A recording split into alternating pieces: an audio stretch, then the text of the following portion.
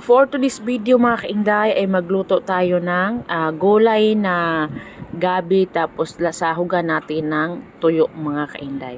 So ang recipe natin ngayon mga kainday ay bigay lang ng aming kapitbahay na si Ate Laila mga kainday. So yun na nga mga kainday, ang lutong ito mga kainday ay napakasimple lang.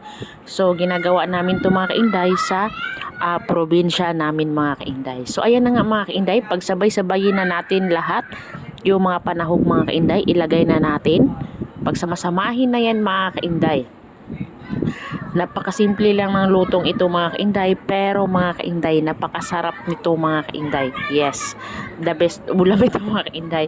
So ngayon mga kainday, nakalibre na naman ako ng ulam namin ngayong gabi mga kainday. So ayan na nga mga kainday. Oh, ayan. Pinagsama-sama ko na lahat mga kainday. Ayan. Sibuyas, bawang, at saka luya. Nilagyan ko ng konting luya mga kainday. Tapos ayan mga kainday, lalagay ko na yung magic sarap. Ayan, isang buong magic sarap mga kainday ang nilagay ko. Tapos mga kainday, nilagyan ko ng suka mga kainday, no? So ayan, nilagyan ko ng suka mga kainday. Tapos mga kainday, pag nalagyan na ng suka yan mga kainday, ayan, lagyan din natin siya ng konting tubig.